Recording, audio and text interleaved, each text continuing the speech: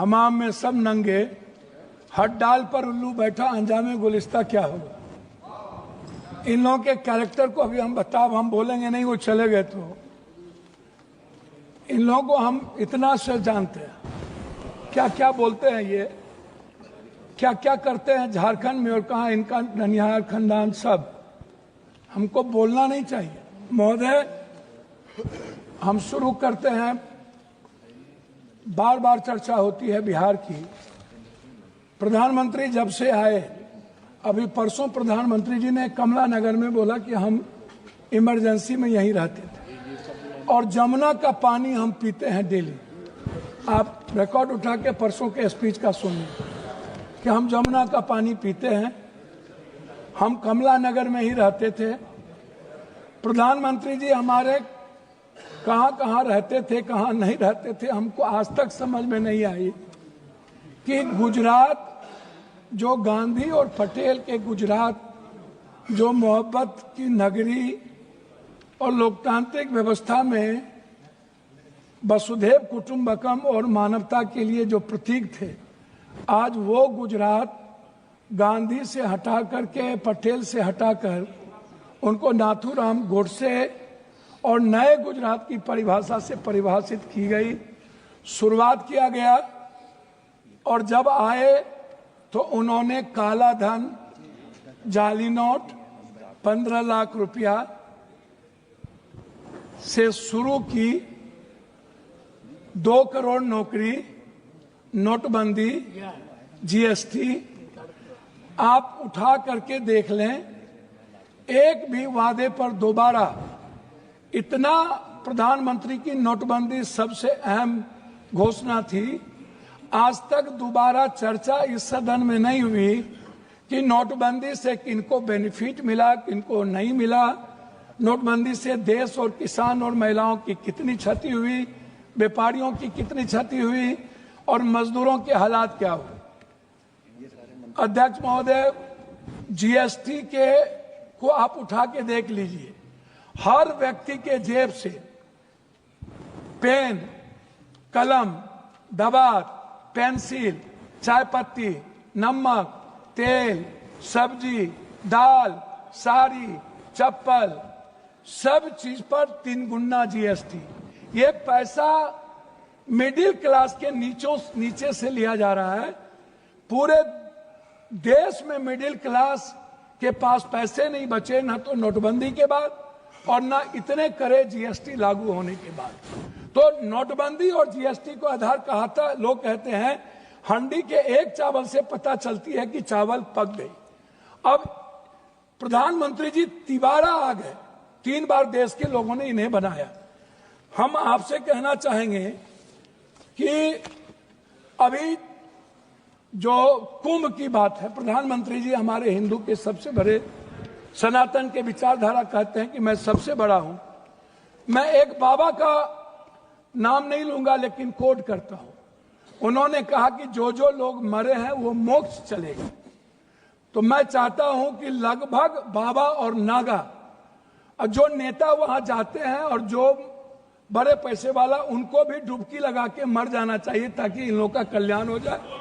ये मोक्ष पे चले जाए, भैया सुनिए, मोक्ष में चले जाएं। बाबा लोग वो बोलते हैं कि बाबा ने कहा कि मोक्ष में चले गए, तो मैं चाह रहा हूं कि ऐसे बाबाओं को मोक्ष में चला जाना चाहिए। दूसरी बात, मैं अंडरस्टैंड यंग, वो साधु संतों बाबाओं को आशीर्वाद दे रहे हैं, बाबाओं को आशीर्वाद दे रहे हैं। जी जी जी, मैं भैया, दूसरा बात, उन्होंने अंडरस्टैंड यंग को ही उन्होंने 2000 करोड़ का लगभग उन्होंने ठेका दिया, जबकि 13 में 19 में इन्हीं को कुंभ मेला का ठेका दिया गया था। 4 लोग लगे, सारे मैनेजमेंट, टेक्निकल मैनेजमेंट से लेकर के सारे चीज इन्हीं को था। ये कौन है, इन पर क्या इंक्वायरी होगी। अध्यक्ष महोदय, 487 करोड़ का बजट हुआ करता था नेहरू जी के समय, और अब 10,000 करोड़ का बजट है सिर्फ एक कुंभ मेला का। जब नेहरू जी के समय कुंभ में लोग मरे थे तो गिनती थी।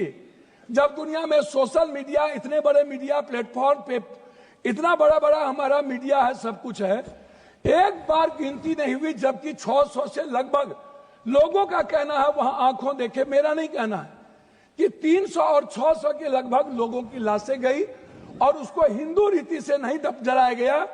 क्या हमारे संस्कार इतने गिर गए कि हम हिंदू रीति से उसके लाश को भी नहीं जलाए? इस जानकारी का कोई आधार है? अब मैं दूसरी बात नहीं करूंगा पप्पू जी, मैं दूसरी बात, अगर इस पार्लियामेंट से कहेंगे इतनी बड़ी संख्या, मैं इस जानकारी का आधार देंगे या आप ये कह देंगे आधार ही के रूप में 300 और 600 पर गए? हुजूर, मैं क्या कह रहा हूं, आप हमारे संरक्षक है, गार्जियन है, मैं अपनी बात उनके द्वारा कह रहा हूं। दूसरी बात, महोदय राष्ट्रपति भाषण में रोजगार की, नौकरी की, बीपीएससी का, यूपीएससी का, एसएससी का, नीट का, जो लगातार हमारे नेता राहुल गांधी इस सवाल को लेके बोलते रहे। बीपीएससी में हमारे बिहार के बच्चों को मारा गया, लगातार धरना पे हैं, हम कोर्ट गए, लगभग पेपर क्वेश्चन लीक आउट होता है इस देश में। क्या कभी किसी पेपर, क्या कभी मिडिल क्लास या ओबीसी या ईबीसी का बेटा अब कभी नौकरी कर पाएगा? 3 बार प्रधानमंत्री रहते हुए आदरणीय प्रधानमंत्री जी के कार्यकाल में रेलवे की वैकेंसी नहीं निकली, बैंकिंग की वैकेंसी नहीं निकली, लगभग अग्निवीर हो गया। और इतना ही नहीं, नियोजित और संविदा की खेती होगी, परमानेंट नौकरी अब नहीं मिलेगा, नौकरी लगभग प्राइवेट की ओर चला गया। तो प्राइवेट में तो अध्यक्ष जी आरक्षण है नहीं, तो ओबीसी, ईबीसी, एसटी, एससी का बच्चा तो गया। आपने तो हमला कर दिया है आरक्षण पर, 67% आरक्षण नहीं देंगे। अब जाति जनगणना की बात बीजेपी के मुंह से शोभा नहीं देती। मैं कुछ और नहीं कहूंगा, मैं सिर्फ इतना कहूंगा बिहार के बारे में कि जब बिहार की चर्चा होती है, जब ये लोग करते हैं, अभी मैं आपको एक ऐसा चीज दूंगा अध्यक्ष महोदय, एड्रल इंडस्ट्रियल सॉल्यूशन कंपनी, ये निजी कंपनी में सहारा इंडिया भी आता था। सहारा इंडिया लगभग 3 करोड़ लोगों का पैसा अभी झारखंड, आप तो किसी भी स्टेट के साथ सौतेलेपन का व्यवहार करते हैं। आप तेलंगाना देखिए, बेंगलोर देखिए, झारखंड देखिए, झारखंड का आप जीएसटी का पैसा नहीं देते हैं। झारखंड की बंद पड़ी फैक्ट्रियों का आपके रीजन में बंद हुआ। झारखंड में आप, झारखंड की इकोनॉमी की स्थिति क्या है, आप उस पर चर्चा नहीं करते हैं। आप बंगाल पे भी चर्चा नहीं करते हैं। बिहार की जीएसटी का पैसा नहीं मिलता है। तो जो लोग ये बात उठाते हैं, मेरा कहना क्या है अध्यक्ष महोदय, कि एजुकेशन पर कितना बजट नहीं मिला? सर मेरी बात सुनिए ना, विशेष राज नहीं मिला, विशेष पैकेज नहीं मिला, बंद पड़े फैक्ट्री, डालमिया नगर से शुरू करता हूं, चीनी मिल, पेपर मिल, दालचीनी मिल, सिल्क मिल, बंदूक फैक्ट्री, आप उठाइए, आप उठा करके देखिए, सिल्क मिल, जूट मिल। सर मेरे यहां बनमनखी में चीनी मिल बंद हो गया।